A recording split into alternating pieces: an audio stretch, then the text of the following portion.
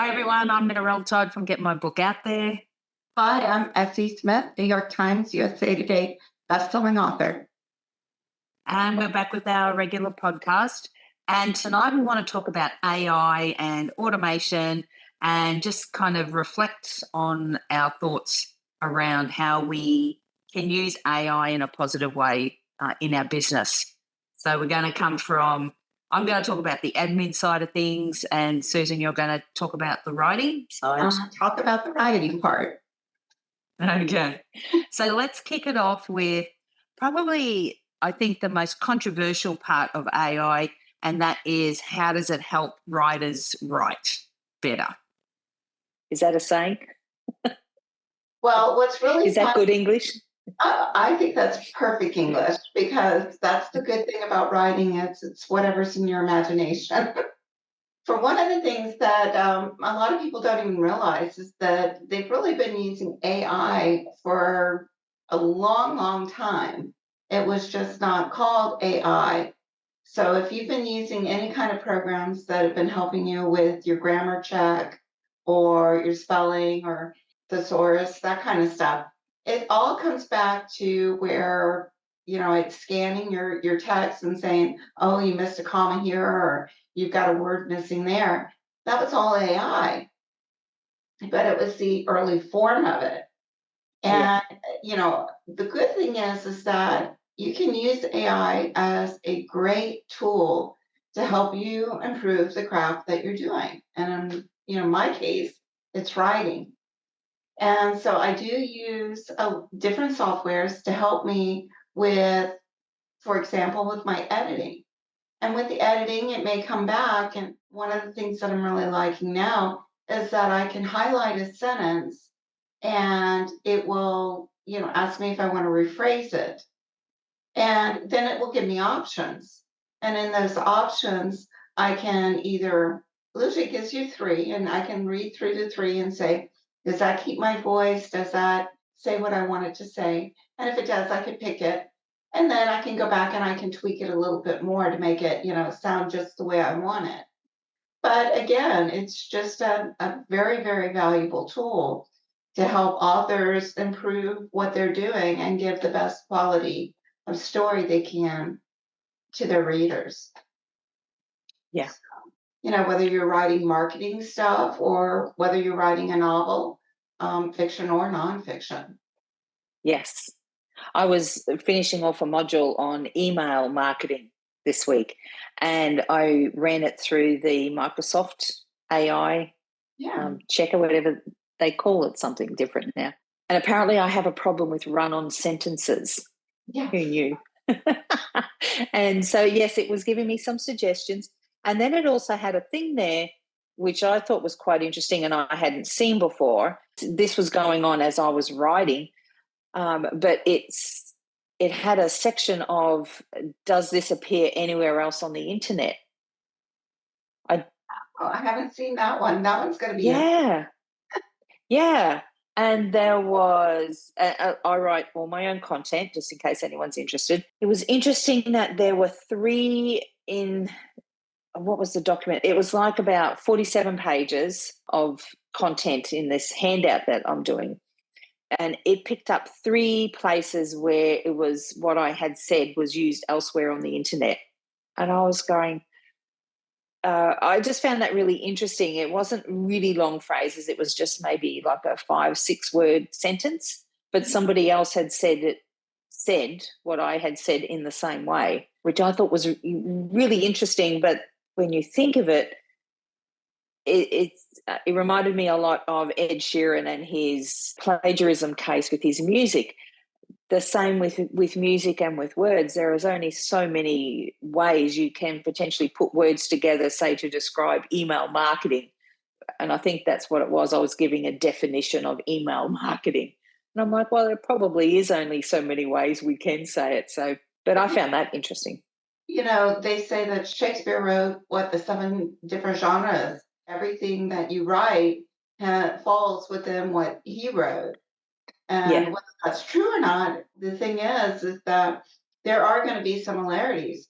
And you can actually use that to your advantage, because if these are other people that are marketing very similar things to you, then that's actually a good resource to maybe connect with, Yeah. because they're on brand with what you're doing.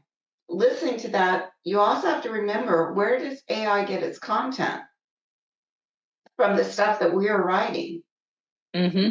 I know we said we weren't going to talk about this, but it falls right in with what you were saying, in that I found out that the big companies that are doing all this AI stuff were actually using my stories to help build their AI content. So, of Yes. course, there's going to be some similarities maybe to what I've written, because they're Yes. using my content to train their AI systems. Yes. Yeah. And certainly anytime you interact, anything you put into AI, say to get an opinion on or even to do your grammar check, often it's put then into the system. It's in the AI system then as part of its training.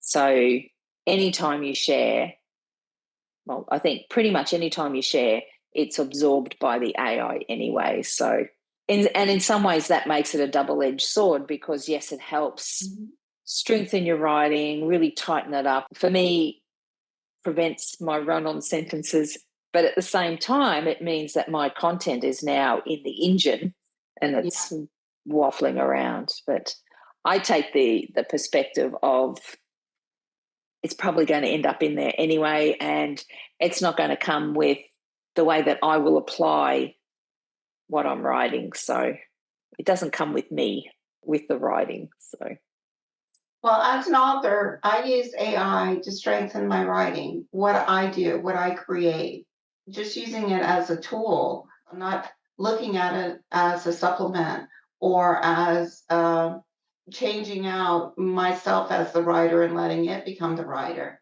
fully in control. And I just use it just like I would any other tool, whether it's spell check or a thesaurus or synonyms or, whatever I need. That cut and paste type thing. That's yes, what I'm going to be using it for. But yeah. you're using it for, I find extremely fascinating. So, Yes, well, I've gone down the rabbit hole. and how it can really help an author with their business. Yes, I certainly have gone down the automation rabbit hole, that's for sure. And it's interesting to see how far along it's come. I mean, I have been interested in automation, so like Zapier and the IFFT, which is similar to Zapier. We've had those for a decade or more, and they certainly help connect two disparate functions and bring it together, and so they work together. And an example might be, you want to connect, say, your website and collection of emails, and you may not want to use a service like, say, BookFunnel. You can actually do it by connecting your website through, say, Zapier and another sort of, even like, say, a Google spreadsheet, and it can actually take your email names across and put it into a spreadsheet for you. So we've had that kind of automation for a while, but what's possible now has been quite extraordinary. Yeah, I know. The past couple of weeks has been amazing. Well, past couple of months. The AI tool that I use, my choice is ChatGPT. Mhm. And one of the things, this is just a basic function, but it's saved me heaps of time. Let's say I find some text and I want to replicate the text so that I can use it. So let's say it's a book, somebody's reviewed one of your books, and I want to capture the review and I want to get that text. So if it's in something that I can't actually do like a copy, I can actually say take a screenshot of that, put that file into ChatGPT, and it will transcribe it for me. I don't have to spend time typing it out. It's there with like that. And so I can just copy paste it, put it into a document, or, put it onto a meme, that sort of thing. And, we can use it in your promotion. So it saves heaps of time in that way. But one of the things that I'm finding at the moment is its ability even to do things like, say I put a whole bunch of information in and then I'll say, turn it into a table for me. and, like bingo, like that. It's in table format. I was just like going, oh, I did it just to try the other day. And I was like, oh my gosh, I don't have to sort this out myself. I don't have to do any, even just the basic admin functions like that enables just the time it saves you is quite phenomenal. One of the things I'm working on at the moment is a social media calendar, and giving it really defined prompts and talking about how we approach our social media, and from a relationship marketing point of view, and this is what I want social media to look like over a week. I want these kind of posts. Gave it a whole bunch of information about myself and a whole bunch of information about the sorts of posts I wanted, and then uploaded that document into ChatGPT, and I said, can you create me a week of posts? And it just kind of spat it out, and it was literally things I would talk about. It was, in some ways, it was even the way I would say it, which I was like, oh, okay, that's pretty good. There was also things where I was like, I would not talk about that, or I would not say that way. So I don't think it's ever something you can just copy wholesale and just use.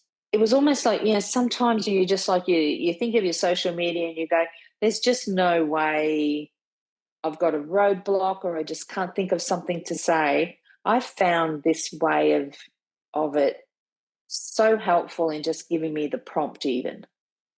And it'll be like, what about if you spoke about that? And so, and then I can type something out. It's almost like I needed the thought or some guidance on some days. It's funny because one of the programs that I use that does the rephrasing, I haven't tried it yet, but it has what they call Spark. And I guess if you're having like that little roadblock, you could click on it and it'll give you an idea.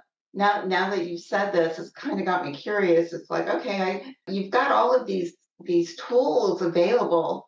And sometimes you're like, am I going to use this tool, or should I use this tool? But that's exactly what it is. It'd be silly to have to need to have a hole dug and say, I'm going to do it with my hands because I don't want to use a shovel. Yes. It's all about that evolution of recognizing that this is a tool that can be used and used strategically. It's not going to replace you, but it's going to enable you to do far more than you have done. And you can fight it, which I know there's a lot of controversy right now going on about AI and should we use it and how it's going to take over the world and this, that, and the other. But the thing is it's here. And because it's here, you can either adapt and be one of the forefront, which is what I love about you, is you've just totally embraced it, and you're seeing how can we make it work for us instead of letting it, sitting back and letting it pout because this new invention's come along. And I know it's change, and human nature is to sometimes resist change. But I think being on the forefront is going to I know it's going to help me a lot more. And I know what you're doing is just going to, help revolutionize how authors can use it with marketing. I see it as a time management tool and an efficiency tool as well. Because certainly if I extrapolate out on the social media example, it not only can help me prompt those social media things, and then going back to what I said about creating a table, I can say to it, create a table. That table I can download. It's in a spreadsheet format already. And then I can do a bulk upload into my social media scheduler. So in effect, it saved hours on a task that normally, we would have done manually of just, uploading all those bits and pieces. Whereas the bulk uploader, oh my gosh, that just like, it takes the text, the images, everything. It just, shoots it up into your scheduler. It follows the schedule that you want. And just that freedom of being able to say that you're in control of your admin rather than your admin controlling you. And I would say that one of the biggest complaints I hear from authors is that I got into this business to write, and I find that I'm now in the business of like being the admin person, being the bookkeeper, being the what, wearing all the hats. Well, And I'm fine. you're the entire publishing house. And Yes. it takes away from that time that you could be writing. Anything that you can do to speed up some of the stuff, especially the stuff that you don't really like to do, or that is, Yes. like you said, it's just, it needs to be done, but it's very time consuming. So, Yes. Yeah. How I approach it is it needs to come from that relationship marketing perspective. So a number of authors I work with, say to me, I don't know what to say. And as we've been trialing my process with them, what we've been finding is that they come back and they say, it knows me so well that it's like giving me, things that I wouldn't have thought of. But there's enough information there for me to then write a post which is in my voice and my tone and reflects my brand. But I wouldn't have thought of that without it, because it's almost like they have a block, particularly about social media, because they hate marketing. But that helps them get over that. And so that's what I see one of the positives about AI and automation in what it can do for us. Yeah. and I always get excited when I'm talking with you and you're talking about all of this. Oh my God, they can do this and this and this, and I'm just like, yeah, I'm sure somebody understands it. Yes, I think there is no right or wrong.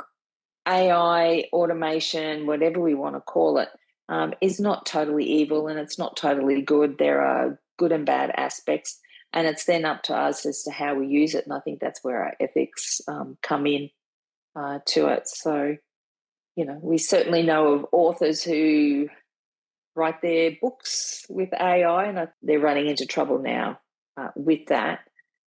That's not something that I agree with, but that's my personal take on it. Everyone to their own. Yeah. But I think this is where you need to think about the ethics of that.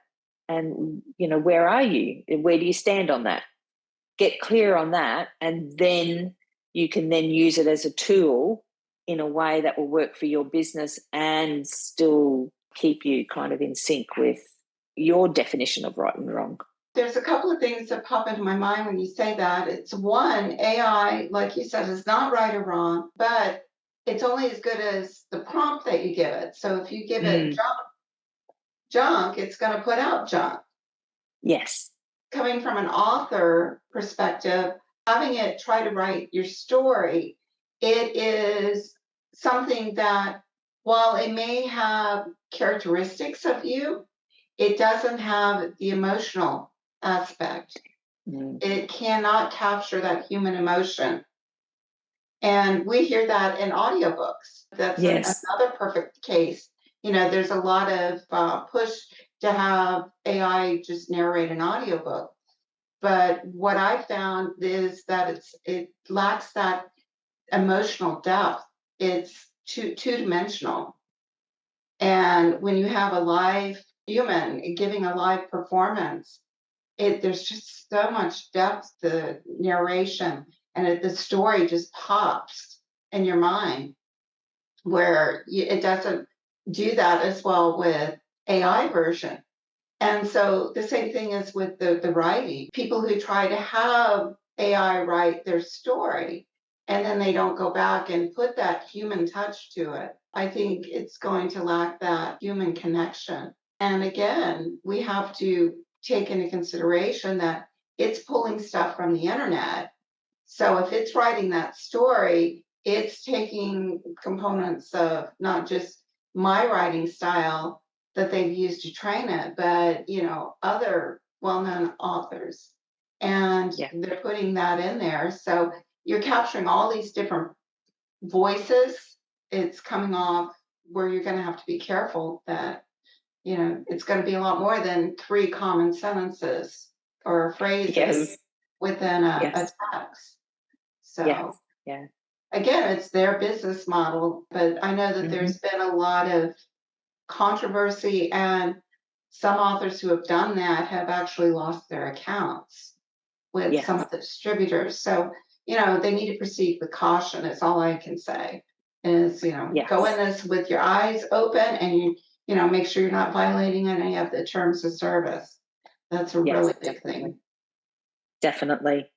I think get comfortable with where can you use AI in your business.